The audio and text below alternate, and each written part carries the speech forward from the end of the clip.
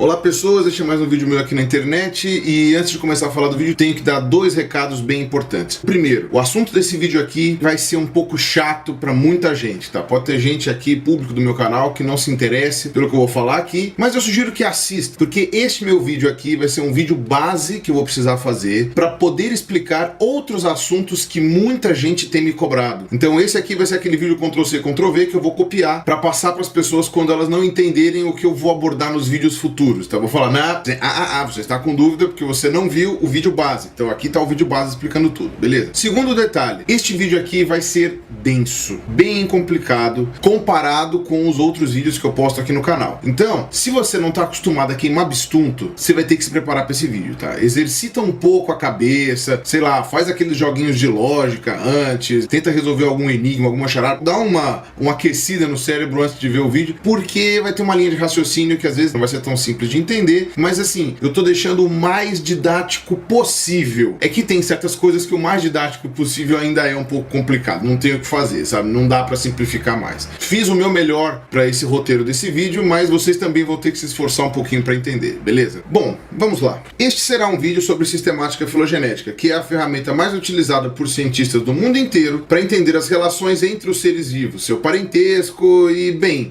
definir o que é o que. A sistemática filogenética é a base de estudo para biologia comparada e, por que não dizer, evolução aplicada. Óbvio que não se define a evolução de um grupo apenas com base em sistemática filogenética. Existe a geologia, a biogeografia, a genética, a embriologia, um monte de estudos complementares, mas todos eles uma hora vão esbarrar de alguma forma na sistemática filogenética. Esse vídeo terá alguns nominhos chatos, infelizmente nomes que terão que ser decorados. Sim, isso é sempre chato, sempre desagradável, mas se vocês não decorarem esses nomes, vocês não vão entender nada do que vai ser dito logo na sequência. Mas tudo bem, eu tentei resumir esses nominhos ao mínimo possível. Vão ser entre 8 e 10 nomes. Então eu sugiro que vocês peguem um caderninho e anotem o nome e a definição, tá? Para vocês não terem que ficar voltando no vídeo toda hora que eu citar esses nomes. Ou que você abra uma janelinha no Word, escreva lá e deixe ela aberta do lado, talvez isso vá facilitar. Essa aula está pronta faz muitos anos. Eu que montei, mas eu tive a ajuda inestimável do Yuri, que ainda morava no Brasil na época, então é justo que eu agradeça a ele antes de começar os trabalhos. Bom, o ser humano sempre quis classificar os seres vivos.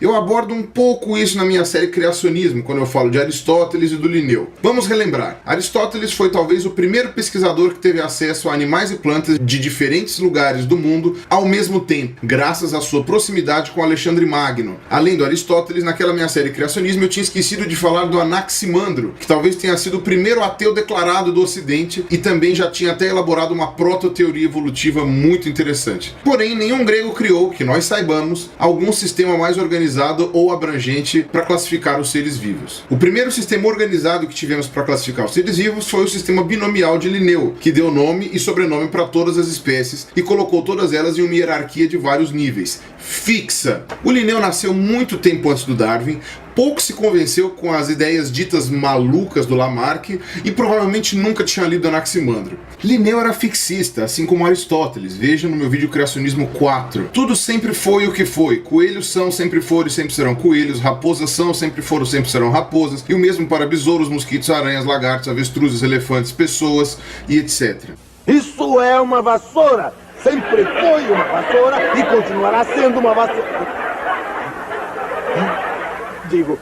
Linneu defendia a ideia aristotélica do arquétipo, ou seja, existiria um indivíduo ideal que definiria a espécie e todos os demais indivíduos poderiam ser um pouco diferentes desse indivíduo ideal, mas não muito. Seu sistema de divisão, baseado apenas nas características externas, foi a única forma de classificação biológica utilizada até o século XX. Fruto de uma época pretérita, o sistema linneano é pobre em filosofia e entende que as atividades de classificação necessitam apenas do conhecimento de taxonomistas profissionais e se realizam como uma atividade catalográfica, semelhante à de um colecionador de selos ou de moedas, que separa ou agrupa coisas considerando suas semelhanças ou diferenças. Ainda hoje usamos o sistema binomial de Linneu para sistematizar os seres vivos, ainda que o seu brilhantismo hoje se mostre uma prisão que dificulta o desenvolvimento de novos sistemas exatamente porque esse indivíduo ideal não existe. Com a consolidação da ideia evolutiva no meio acadêmico, começou a fazer pouco sentido continuar classificando os seres vivos apenas como grupos grupos fixos, estanques, como se colecionasse um álbum de figurinhas. Assim surgiu a escola evolutiva,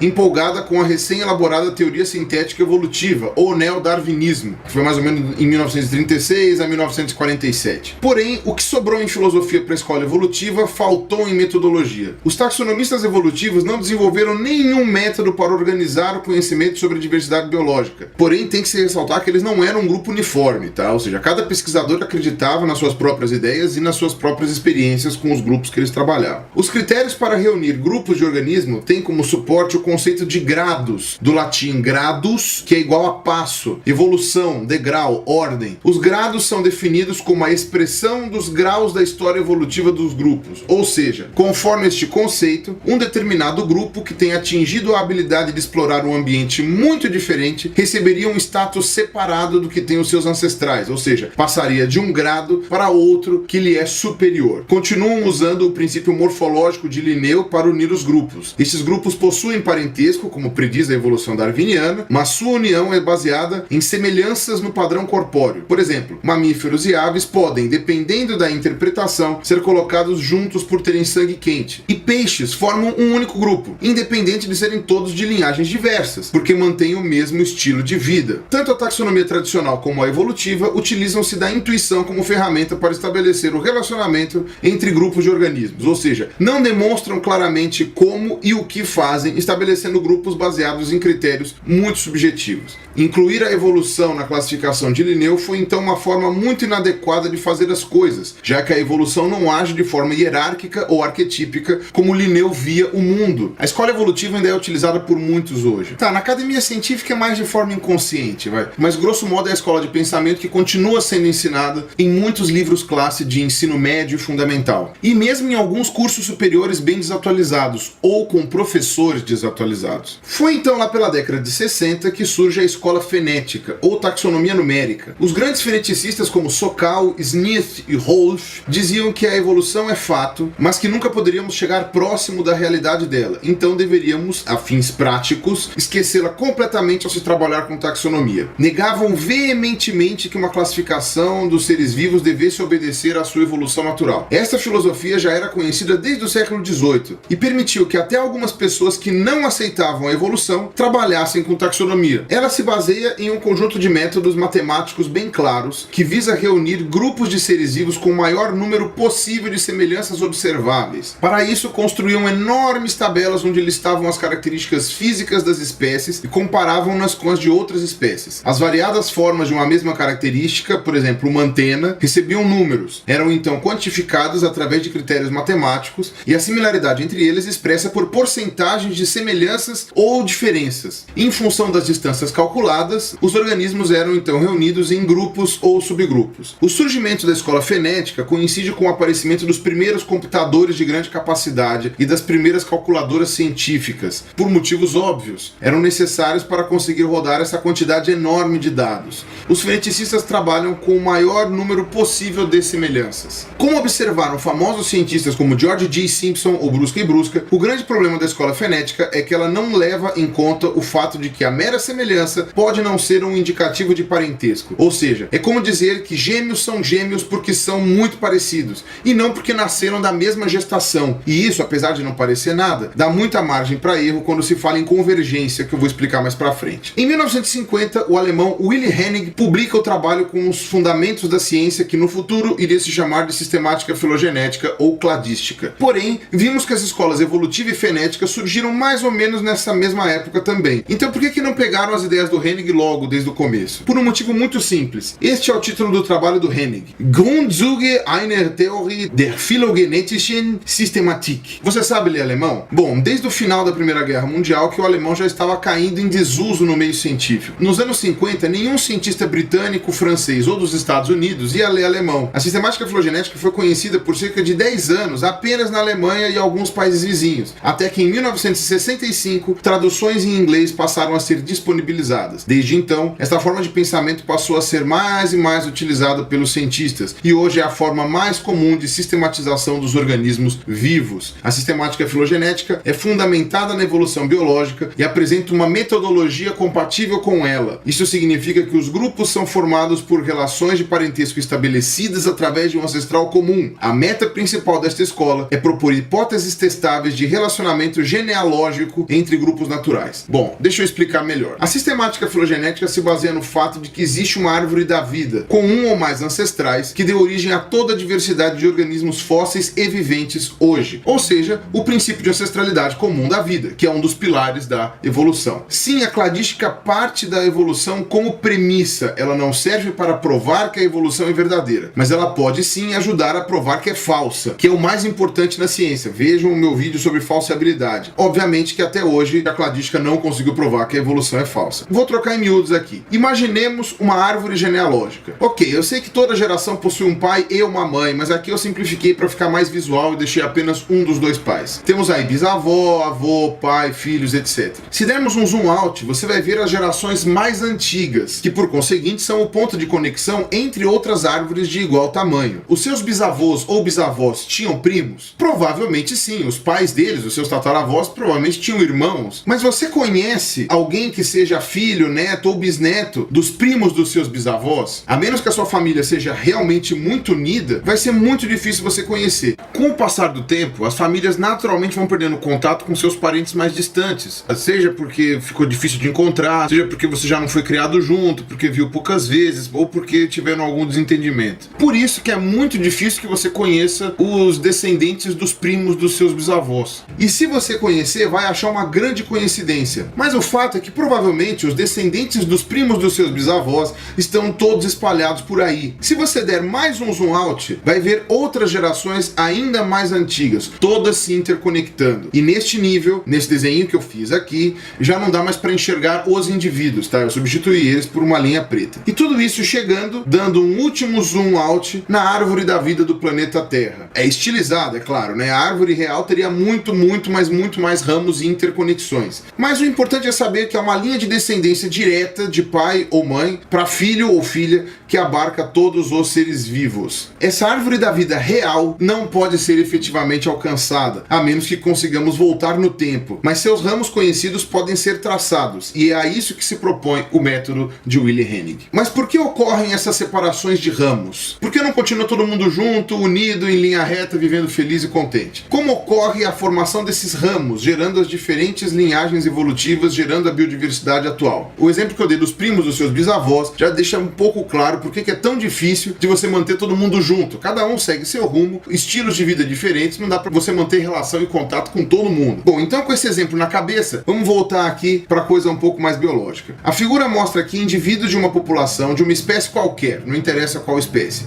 Fêmeas representadas por quadrados, machos por triângulos ou vice-versa, não importa. E as linhas representam as relações diretas de descendência, sendo as gerações mais antigas abaixo e as mais recentes, né, os filhos, mais para cima. Dá para ver que o mesmo pai tem vários filhos com mães diferentes e a mesma mãe tem mais de um filho com pais diferentes. Até aí é o normal que isso aconteça com várias populações, gera variabilidade genética, porque nenhum indivíduo é igual ao outro. Com o tempo, é normal que algumas alterações genéticas neutras ou indiferentes sejam fixadas na população. E o acúmulo dessas alterações, com mais gerações, vai gerando uma ou outra alteração física, desde que não prejudique a sobrevivência da espécie. Isso é bem documentado e conhecido em várias espécies hoje. Cada vez que uma alteração dessas se fixa na população, ou seja, graças a esses cruzamentos aleatórios, fica presente na maioria ou na totalidade dos indivíduos da população, na teoria cladística, isto é chamado de caráter. O surgimento de caracteres ao longo de uma mesma linhagem é chamado de anagênese. Lembra dos nominhos chatos que eu ia falar? Então, tá aí o primeiro, vai anotando. Em algum momento vai acontecer algo no meio da árvore genealógica desses organismos, que impede que determinados indivíduos se reproduzam com os outros. Pode ser uma barreira física, como a abertura de um vale, o surgimento de um rio, ou no caso de uma espécie aquática, por exemplo, a divisão de um lago. Ou seja, os indivíduos de uma população e da outra não vão mais se reproduzir entre si, simplesmente porque eles não vão mais se encontrar. Mas também pode ser uma barreira genética, ou seja, eles continuam convivendo, mas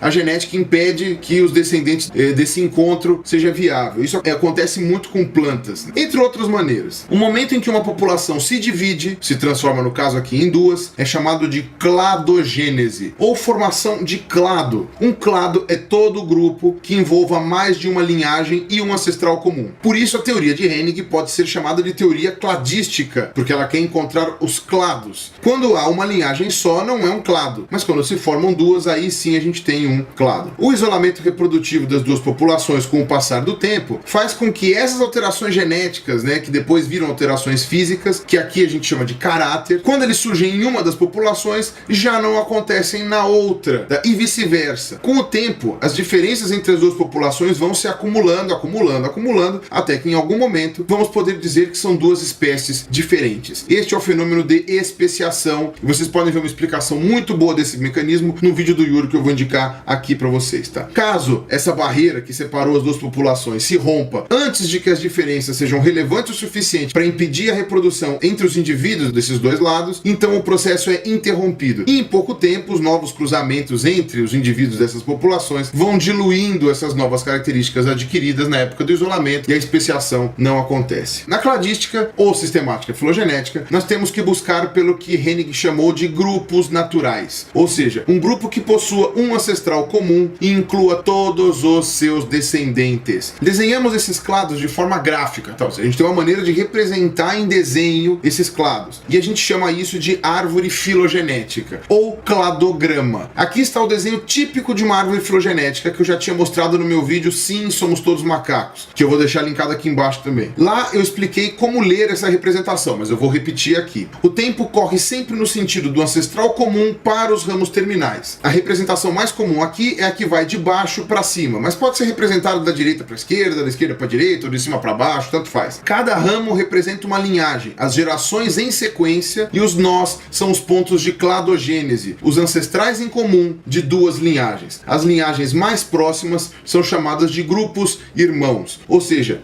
aqui, nesse exemplo, esses dois aqui são grupos irmãos entre si, apresentam um ancestral em comum. Este aqui, por sua vez, é o grupo irmão dos outros dois primeiros, e por aí vai. Uma coisa que precisa ser deixada clara é que, apesar da representação gráfica ser, em geral, da esquerda para a direita, ou seja, o ancestral mais antigo mais para a esquerda e o ancestral mais novo para a direita, na verdade o que importa são os nós. Esses nós podem girar livremente como os fios de um móbile, ou seja, esses dois cladogramas aqui, por exemplo, são iguais. Não parecem iguais à primeira vista, mas colocando as letras fica mais fácil. E continua sendo o grupo irmão de F, D continua sendo o grupo irmão de E mais F, C continua sendo o grupo irmão de F mais E mais D. Então isso precisa ficar bem claro. Pois bem, como já foi dito, a cladística busca por grupos naturais, ou seja, o grupo que identifica corretamente quem são os descendentes de um determinado ancestral. Este grupo tem um nome, mais um nominho para vocês anotarem. Se chama grupo monofilético, ou seja, com apenas uma filia, uma filiação, um ancestral comum.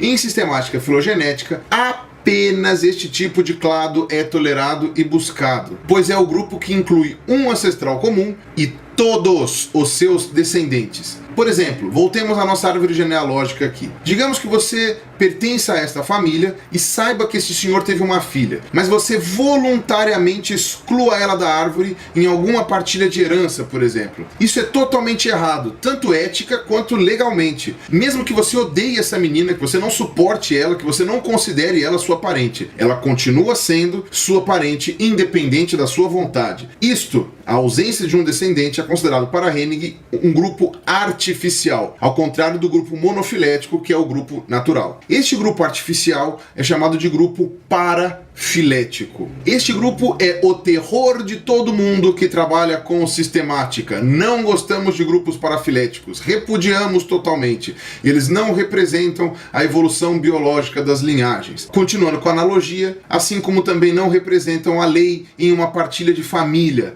Ai, Pirula, mas e se vocês descobrirem algum membro fóssil, ou mesmo uma espécie nova dessa linhagem? Então quer dizer que o grupo antes não era parafilético, e aí agora ele ficou monofilético? Não estava faltando alguém antes que você não conhecia? A resposta é que não dá para ser onisciente. Uma vez que você descobre uma espécie nova e que se constate que ela é realmente pertencente a essa linhagem, o grupo então, sem ela, passa a ser parafilético. Se antes você não sabia que ela existia, não tinha por que incluir na sua análise. Do mesmo jeito que se durante uma partilha de herança se descobre descobre um novo herdeiro que não era conhecido das pessoas e é provado que ele é um herdeiro legítimo, né, através de fotos, documentos, exames de DNA, etc., a família não estará completa sem este novo parente. Antes a família tinha um a menos, agora tem um a mais. Ele tem que ser legalmente incluso nessa partilha. Pois bem, as escolas fenética e gradista costumavam juntar com muita frequência grupos parafiléticos como grupos naturais, no sentido cladístico, tá? Em vídeos futuros eu vou dar mais exemplos disso, tá? E aí vocês vão entender melhor. Quando um grupo parafilético é encontrado, ou o nome desse grupo é abandonado, ou ele se torna mais abrangente para incluir todos os descendentes. Até aí, tudo lindo. Mas como a gente faz para reconstruir um grupo monofilético e saber se ele não é parafilético? Bom, existe um método. E se não tivesse um método, os cladistas teriam telhado de vidro e não poderiam tacar pedra no telhado da escola gradista. Essa foi a grande sacada não só do Hennig em si, mas dos sistematas que seguiram ele depois. Eles usaram as tabelas numéricas dos fenéticos como forma de organizar. Isso parece genial, não? Quer dizer, você tinha a escola fenética, que tinha muito método e pouca filosofia. E você tinha a escola evolutiva, que tinha muita filosofia e pouco método. E aí os cladistas resolveram juntar os dois. Literalmente, complementar o que era de bom nas duas escolas, ou seja, a filosofia dos evolutivos com a metodologia dos fenéticos. Ambos devidamente adaptados, claro, né? Não foi uma cópia igualzinha. Pois bem, como os fenéticos faziam, e alguns poucos ainda fazem hoje em dia? Eles pegavam características de algum ser vivo, sei lá, de novo, a antena de um inseto, e descreviam as diferenças para as antenas de outros insetos. Inclusive o fato de ter ou não antena, se eram 2 ou 4 antenas, etc. Por exemplo, vamos dizer que a antena do inseto que você está estudando tem 6 segmentos. Então você pega a sua tabelinha e coloca um número para essa característica, tá? Então, número de segmentos da antena, essa é a característica que você está estudando. Se forem 6, é 0. Aí, um outro inseto que você viu tem 5 segmentos na antena. Então, para essa mesma característica, você coloca o número 1, para indicar que é uma condição diferente. Eram tabelas de semelhança e diferença, basicamente. Ok, e o que os cladistas fizeram com isso? O que eles fizeram de diferente? Bom, eles fazem a mesma tabela, mas ao invés de tratar essas diferenças como características, eles tratam como um caráter. Ah, grande coisa, Pirolo, isso dá não é mesmo, mimimi. Não dá não, é uma filosofia totalmente diferente. Quer ver? Vocês lembram o que era um caráter? Eu expliquei lá atrás, nesse minuto aqui. Uma coisa é tratar uma diferença como uma mera diferença. Outra coisa é tratar como uma novidade evolutiva. Algo que surgiu em uma linhagem, mas não surgiu em outra. Um caráter pode ser uma diferença anatômica, mas pode ser também uma variação de DNA, pode ser um comportamento. Enfim, se eu conseguir entender ou descobrir qual caráter surgiu primeiro, se está aqui nesse ramo ou aqui nesse ramo, dá para tentar traçar as relações de parentesco entre as espécies baseado nos caracteres compartilhados. Tá, mas como que faz isso? Calma que eu vou explicar. Antes preciso ensinar mais 2 palavrinhas. O caráter que já estava presente no ancestral distante e continua presente nas linhagens seguintes é chamado de plesiomórfico, ou seja, mórfico, forma, né, e plesios quer dizer parecido, semelhante. Então é o significado, por exemplo, de plesiosauro, quer dizer parece com um lagarto, semelhante a um lagarto. Em cladística, plesio quer dizer antigo, primitivo, ou seja, só parecido com algo novo. Já o caráter que surge depois, que é uma novidade evolutiva do grupo que você está trabalhando, é chamado de apomorfia, ou caráter derivado. Percebam que eu usei os termos antigo e derivado, e não mais ou menos evoluído, porque mais ou menos evoluído não existe em biologia, só mais antigo e mais novo. Não dá para qualificar os seres vivos em este é melhor do que aquele, porque se chegou a ficar presente na história da vida, é porque foi um bom caráter em algum determinado momento. A natureza não seleciona nada que seja desvantajoso. Agora, ambientes mudam, e o que era bom no passado, hoje pode ser um problema, e por isso só podemos falar em mais novo e mais antigo. Mas tem um porém, a condição plesiomórfica ou apomórfica de um caráter é sempre dependente do ponto que você está pegando na sua filogenia. Voltemos para nossa árvore genealógica. Um exemplo bem ridículo, mas bem didático, a nossa ancestral aqui não tem bigode, mas os descendentes possuem bigode. Isso significa que neste ponto aqui aparece o caráter bigode, ausente nos antepassados e presente nos descendentes. Nesse ponto, o bigode é uma apomorfia, ou seja, uma novidade evolutiva. Porém, se estivermos estudando este ponto aqui, o bigode já não é uma invenção. Já estava presente no antepassado direto e no descendente. Dessa forma, neste ponto, o bigode é uma plesiomorfia, ou seja, ele é antigo para este elemento. Vamos dar um exemplo mais real. Imaginemos uma árvore de parentesco hipotética aqui desses passarinhos. Digamos que esta seja a sequência real de especiação entre eles. Sei lá, lá, foi acompanhada em anos de observação, enfim, você voltou no tempo e olhou, não interessa, tá? Na verdade, seria muito difícil você observar isso em tempo real, porque demora demais, mas já fizeram isso com alguns seres vivos de reprodução mais rápida, como bactérias. Enfim, é só um exemplo. Pegamos o caráter comprimento de cauda. Apenas o ancestral comum a todos possui cauda curta e todos os descendentes possuem cauda longa. Ou seja, este caráter surgiu aqui neste pedaço, antes das espécies seguintes se dividirem. Vou explicar um pouco mais sobre isso no final do vídeo. Este caráter é apomórfico em relação a toda a árvore que nós estamos trabalhando. Aqui neste ponto é uma novidade evolutiva. Porém, se pegarmos apenas este clado aqui, o caráter cauda longa é plesiomórfico, pois ele está presente no ancestral e nos descendentes, e surgiu em algum ponto mais antigo da história do grupo.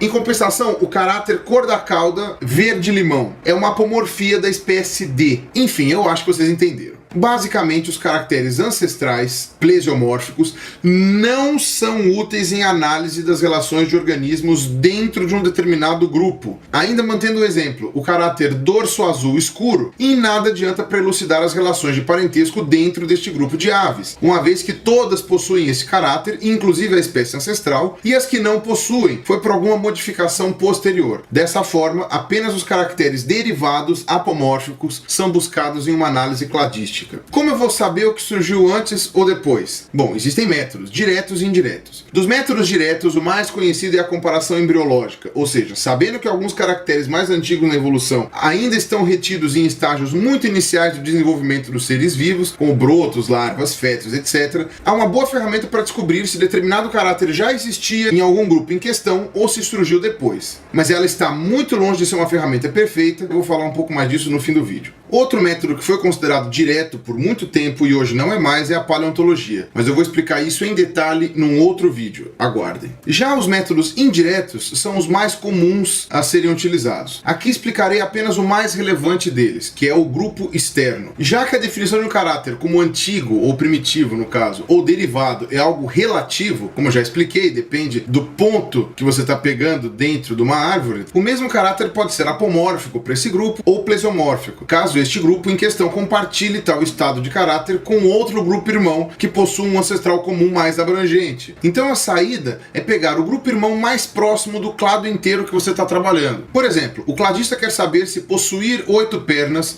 é um estado primitivo ou derivado no grupo das aranhas, ou seja, se as aranhas inventaram, digamos assim, as 8 pernas, ou seja, se esse caráter é uma novidade das aranhas ou se esse caráter já existia antes. Como todas as aranhas possuem 8 pernas, o ideal é comparar com o grupo imediatamente irmão às aranhas, ou seja, o que compartilha um ancestral comum mais recente, mais imediato. No caso, as análises mostram que os escorpiões formam o grupo irmão das aranhas. Como escorpiões também possuem 8 pernas, o caráter 8 pernas é primitivo, plesiomórfico em aranhas. Por quê? Porque já estava presente no ancestral comum entre aranhas e escorpiões e, na verdade, só colocar os outros grupos muito antes. O método do grupo externo é muito simples de usar e trata apenas de uma questão de aumentar ou diminuir o zoom que você dá na árvore da vida para saber o que você está comparando. Portanto, você recupera os grupos naturais sempre encontrando as apomorfias e nunca as plesiomorfias. As plesiomorfias podem juntar grupos baseados em caracteres antigos e excluir algum descendente, formando um grupo parafilético. Os gradistas faziam e ainda fazem muito isso, e novamente eu vou dar muitos exemplos disso nos vídeos futuros. Quando uma plesiomorfia é compartilhada por muitas espécies, é chamada de simplesiomorfia. Sim é um radical grego que indica união, conjunto, por isso falamos de síndrome, conjunto de desordens, síndico, representante de um grupo, sindicato, representante de uma classe, síntese, conjunto de tópicos ou de ideias, e etc. Da mesma forma, uma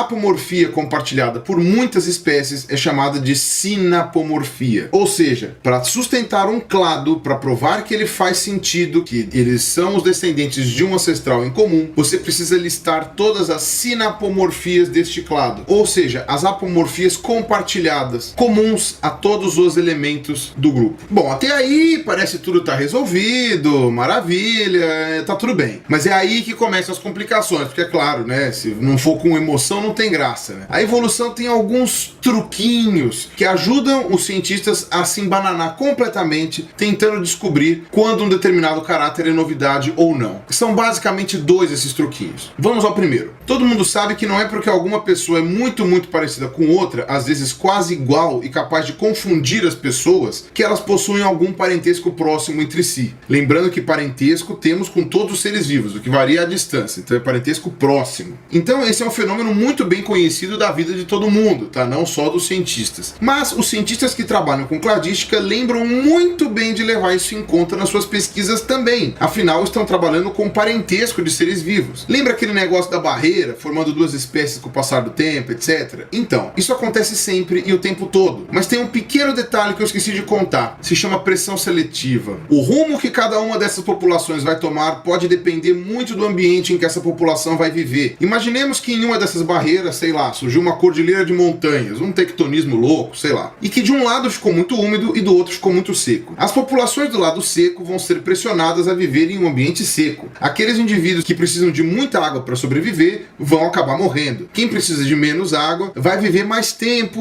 e vai conseguir gerar descendentes, enfim, seleção natural agindo. Do outro lado, a pressão seletiva do ambiente é oposta, muita água. Quem não tiver boa resistência a fungos, cujos ovos não sobrevivam em ambientes muito úmidos, etc., vai morrer. E vão ser selecionados os indivíduos que naturalmente já têm alguma facilidade para viver nesse meio. Este é um princípio conhecido como divergência evolutiva, um mecanismo que basicamente criou toda a biodiversidade que existe hoje. Mas existe o princípio contrário, a convergência evolutiva. Quando duas espécies não proximamente relacionadas convivem em um mesmo tipo de ambiente, é possível que as pressões seletivas nas populações ao longo de milhares de gerações tornem-as parecidas umas com as outras. Bom, eu vou falar do exemplo mais clássico, tubarões e golfinhos. Tubarões e golfinhos possuem um ancestral em comum que não era nem um tubarão e nem um golfinho, e cada linhagem tomou um rumo diferente na vida. Enquanto tubarões possuem ancestrais exclusivamente aquáticos, os golfinhos descendem de um grupo de mamíferos predadores terrestres, como demonstra o riquíssimo registro fóssil que temos, totalmente coerente com a idade das rochas, com a biogeografia, enfim. Só que ambos possuem uma forma de corpo muito parecida. Isso se deve principalmente ao fato de ambos serem animais adaptados totalmente à vida marinha, e não parcialmente como as focas, por exemplo. E ambos serem predadores, ou seja, precisam de um corpo com uma forma hidrodinâmica que possibilite a eles nadar bem e mais rápido do que os peixes que eles querem comer. As leis da física dizem que só há uma forma de um animal ser rápido na água. É a forma de tubo, com o focinho afunilado e o corpo liso. É assim que submarinos e torpedos conseguem ser rápidos também. E inclusive esse formato surgiu mais uma vez na história dos vertebrados, entre os répteis da era mesozoica chamados de ictiossauros. Pois bem, como fazemos para descobrir se isso se trata de uma convergência ou de um ancestral comum com esta forma? Avaliando as pistas, como um detetive. Por exemplo, os tubarões respiram através de brânquias, enquanto os golfinhos respiram ar e precisam ir à superfície para respirar. Tubarões não amamentam seus filhotes, enquanto golfinhos sim. A nadadeira caudal, que dá propulsão ao corpo do tubarão, se move lateralmente, enquanto no golfinho ela se move com movimentos dorsoventrais, para baixo e para cima, que é uma característica típica de mamíferos. Esses detalhes indicam que é uma convergência. Mas se você estiver usando uma tabela fenética, por exemplo, sem preocupação nenhuma com a filosofia evolutiva, é possível que golfinhos e tubarões caiam no mesmo grupo. Por isso que existe sim diferença na maneira como você interpreta os caracteres, se são meras semelhanças ou se eles possuem uma ancestralidade comum. O exemplo mais emblemático é o dos marsupiais, que adquiriram na Austrália e na Nova Guiné formas muito parecidas com as que os placentários desenvolveram em outros continentes, algumas até difíceis de distinguir. Se vocês quiserem entender melhor o porquê disso ter acontecido, assistam o meu vídeo Evolução e Dispersão dos Mamíferos. Agora é claro, a convergência nem sempre é simples de detectar, como nesses exemplos que eu dei, especialmente quando são grupos de parentesco muito mais próximos, como por exemplo dentro da mesma família de lagartos, ou de besouros, ou de roedores, sei lá. Já não bastasse a convergência, ainda tem o segundo fenômeno evolutivo que pode bagunçar tudo, a reversão. É basicamente quando uma característica desaparece em um determinado momento da árvore evolutiva e reaparece algumas espécies para frente, ou vice-versa, quando ela aparece e depois desaparece de novo. Geneticamente, esse é um processo que estamos começando a entender, entender. E agora a conclusão que os cientistas estão chegando é que esse é um processo muito menos aleatório do que nós pensávamos, e pode ou não ter valor adaptativo. Eu vou falar mais disso no final. Eventualmente, é muito fácil detectar uma reversão olhando para a embriologia dos organismos envolvidos, porque algumas vezes,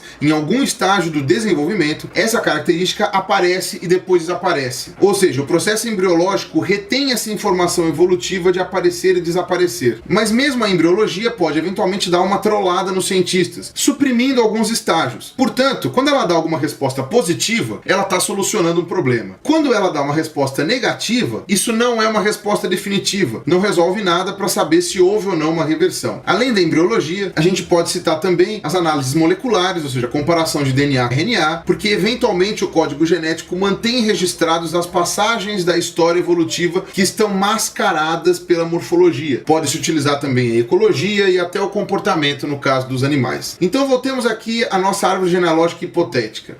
Aqui temos o caráter perda de dentes. Ela ocorre 2 vezes na árvore independentemente. É um exemplo de convergência. Tanto é um bom exemplo que daria para perceber, sem saber o parentesco entre essas pessoas, que não possuem a mesma origem. Os dentes faltantes nesse indivíduo aqui são frontais, enquanto os dentes faltantes nesse ramo aqui são laterais. E neste aqui são todos. Já no nosso exemplo dos passarinhos, a cauda longa nessas 2 espécies surge de forma independente, porque os seus ancestrais não a possuem, indicando que é uma convergência. Quando uma mesma característica está presente em 2 grupos distintos de organismos, possui também a mesma origem embriológica e está relacionada a um ancestral em comum, sendo uma sinapomorfia do grupo, essas características são chamadas de homólogas ou de homologias. Quando a estrutura serve para a mesma coisa, mas ela não está relacionada à mesma origem embriológica ou não tem nenhuma relação de parentesco próximo, então é chamado de uma estrutura análoga. No mesmo sentido que a gente usa para a palavra analogia, quando a gente vai fazer uma analogia tentando explicar um argumento, por exemplo. Ou seja, a nadadeira caudal de tubarões e golfinhos é análoga, mas não é homóloga, porque possui origens diferentes. Já a coluna vertebral dos 2 bichos é homóloga porque tem a ver com a origem do grupo dos vertebrados ao qual os 2 pertencem, e isso é verificável tanto olhando a embriologia do grupo quanto realizando análises filogenéticas. Já a reversão na nossa árvore, um bom exemplo é o próprio bigode,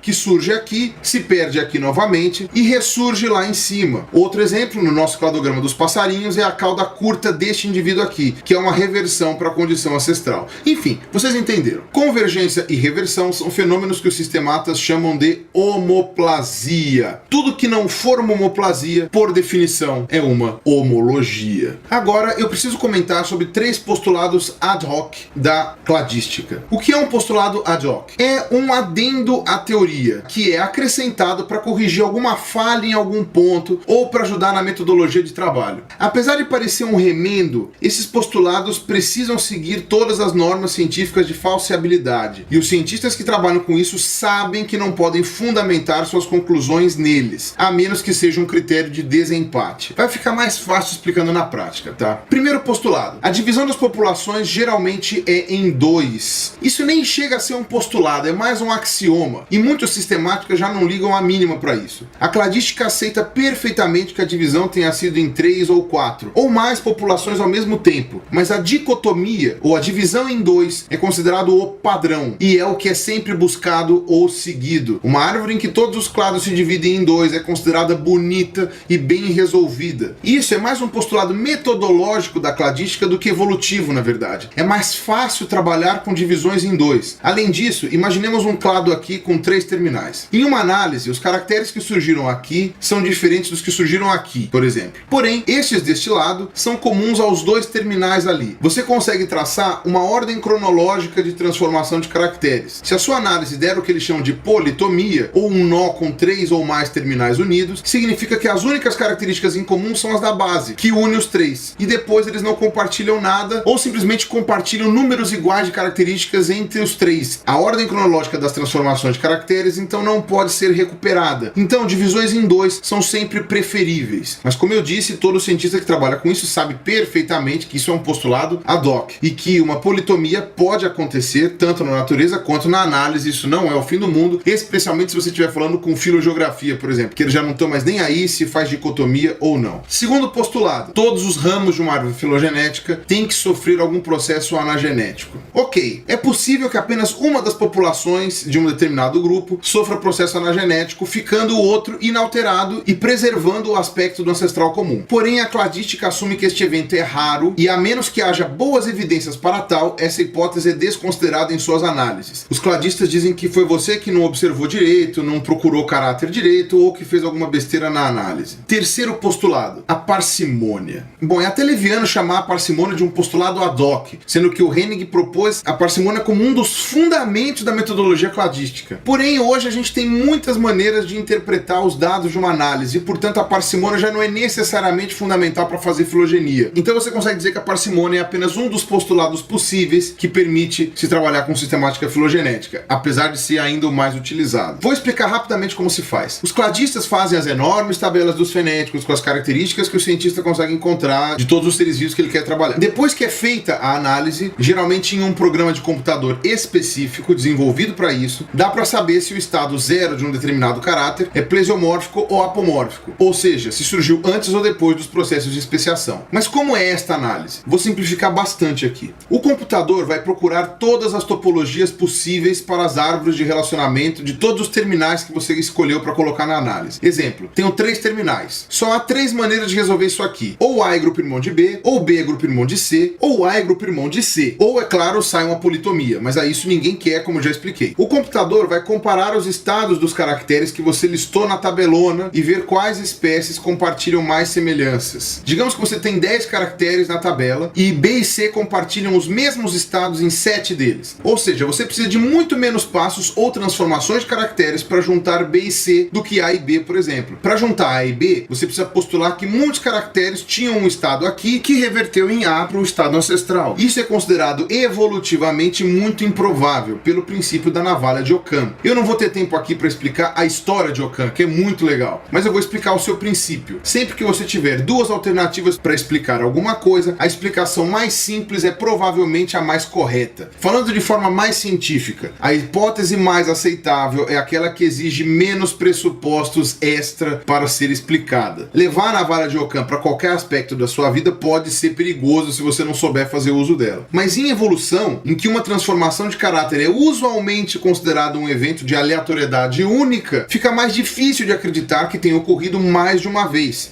e voltado e sumido de novo. E a alternativa mais simples é que tenha surgido uma única vez. Lógico que pode surgir e voltar e sumir, não é proibitivo, é um dos fenômenos que os cientistas estão cientes e levam muito em conta. Hoje sabemos que o que parecia totalmente aleatório no conjunto genético dos organismos não é totalmente aleatório e pode seguir algumas regrinhas. Como já tinha dito, um postulado ad hoc não é uma lei ou cláusula, ele é um critério de desempate. Ou seja, o método de análise por parcimônia vai preferir sempre as árvores filogenéticas que possuem menos passos, menos transformações de caracteres. Será considerado evolutivamente mais plausível, mais parcimonioso. A menos que alguma evidência muito forte aponte para o contrário. Por exemplo, alguma estrutura que pode aparecer ou sumir com uma única mutação genética e que seja muito evidente na população estudada. Pode sim ter surgido e sumido mais de uma vez. A cladística, como eu falei no comecinho do vídeo, não trabalha sozinha para testar hipóteses evolutivas. Depende da biogeografia, da geologia, entre outras, para formar um cenário plausível. E como falei antes, existem outros métodos de análise. A parcimônia funciona muito bem quando o que você está avaliando são caracteres morfológicos, ossinho, antena, escama, etc. Agora, se você estiver utilizando caracteres genéticos, por exemplo, ou moleculares, né, que é o termo que se usa, a parcimônia não funciona tão bem, uma vez que o ATCG que esse pessoal trabalha não necessariamente reflete alguma mudança no aspecto físico da espécie, mas pode ser detectado, e a navalha de Occam definitivamente não parece se aplicar num cenário com tantas mudanças. Aí eles usam outras formas de análise, como por exemplo a máxima verossimilhança, que eu nem vou explicar aqui porque fóssil não tem DNA, eu nunca mexi com isso e eu vou me embananar para explicar e vocês vão entender menos ainda. A maioria dos programas de computador que fazem análise filogenética tem as opções lá para você rodar a análise usando parcimônia, máxima verossimilhança ou qualquer outro método. Para encerrar o assunto, é importante comentar algumas coisas legais que as metodologias de análise filogenética nos permitem fazer. Avaliar as relações de parentesco não só de seres vivos, mas basicamente de qualquer coisa que cumpra alguns pré-requisitos. No livro A Perigosa Ideia de Darwin, o filósofo Daniel Dennett comenta as repercussões do darwinismo, que é a descendência com modificação através da seleção natural, etc., além da esfera da biologia. E o principal ponto do seu livro é que o dispositivo darwinista pode ser concebido como um algoritmo algoritmo. Todo mundo comenta hoje dos algoritmos. O algoritmo que o Google usa para detectar qual o público-alvo disso ou daquilo, o algoritmo que as propagandas usam, o algoritmo do YouTube, etc. O que é um algoritmo? Bom, resumindo de forma crua, é uma sequência ordenada, finita e objetiva de passos que levam a um determinado resultado. Lembra daquelas máquinas que a gente fazia na escola, nas aulas de matemática? Então, o Dennett ressalta uma característica importante do algoritmo, a neutralidade do substrato. Não importa se utilizamos o algoritmo com carros, homens, casas, canetas, etc. O relevante é o arranjo do dispositivo. Os algoritmos conhecidos são invariavelmente quase todos matemáticos e a maioria é usada hoje na informática, principalmente. Porém, nem todos envolvem números. Podemos dizer que a seleção natural irá funcionar de forma algorítmica a qualquer elemento que possua 1. Modificação entre os seus indivíduos. 2. Fatores ambientais que interfiram nos indivíduos. 3. Fatores de seleção que beneficiem mais determinados indivíduos do que outros. 4. Hereditariedade ou herdabilidade dessas características que variam. Apesar desses fatores, a princípio, parecerem aplicados apenas a seres vivos, hoje podem ser reconhecidos em outros elementos. Eu vou dar um exemplo aqui, tá? Quase todos os elementos culturais possuem essas características. Idiomas, ideologias, tradições, música, tecnologia e até religiões flutuam ao sabor da seleção natural, onde ocorre divergência e convergência e aumento da diversidade. Hoje, até vírus e, consequentemente, os antivírus de computador e alguns outros programas de computador estão sendo gerados através de seleção natural. De todos os exemplos citados, o mais estudado no momento é o dos idiomas. Verdadeiras árvores de línguas têm sido montadas utilizando princípios de sistemática filogenética ou mesmo fenética, utilizando a gramática e, eventualmente, a ortografia como fontes de caracteres. Aqui estão retratados um cladograma de idiomas chamado de filograma e um cladograma de religiões. E a união de ambos mostra como foi a divergência cultural das civilizações indo-europeias ao longo dos últimos milhares de anos. Sobrepondo-se ambos os cladogramas com o mapa de dispersão geográfica dos povos indo-europeus que a gente tem baseado na genética, baseado na arqueologia e etc., percebe-se uma coerência incrível com os dados obtidos. O cladograma de idiomas utiliza-se basicamente de caracteres gramaticais, enquanto o cladograma de religiões utiliza-se principalmente da ortografia relacionada a deuses e cultos, ou seja, também depende da linguística, bem como caracteres ritualísticos e comparação com livros sagrados e mitologia. Isso mostra a seleção natural atuando em palavras e mitologias de forma muito semelhante à sua atuação em seres vivos. O curioso é que um dos pioneiros do estudo de linguística comparada e genética populacional, o italiano Cavalli Sforza, teve a ajuda do Sokal, que é o pai da escola fenética, para desenvolver suas ideias. Bom, é isso que eu tinha para falar. No meu vídeo do Sim, Somos Todos Macacos, eu tinha dito que era errado do ponto de vista biológico considerar macaco qualquer primata que não fosse humano. Agora já posso dizer o nome disso. Primatas, sem os humanos, são um grupo parafilético, ou seja, um grupo artificial. E o termo macaco é usado para todos os primatas, menos os humanos, ou seja, não seguem a mesma lógica e deveria seguir. Eu sei que esse vídeo ficou muito denso, mas acreditem, se vocês entenderem esse vídeo, vai ser muito mais simples de entender os temas que estão por vir. Inclusive, alguns temas que muitos me cobram há anos aqui no meu canal. Para fazer o roteiro desse vídeo aqui, eu contei com a ajuda inestimável do meu amigo Rodrigo Marques, tá? Então, um grande abraço aí, Portuga, valeu mesmo. Obrigado a todo mundo que assistiu até aqui e falou!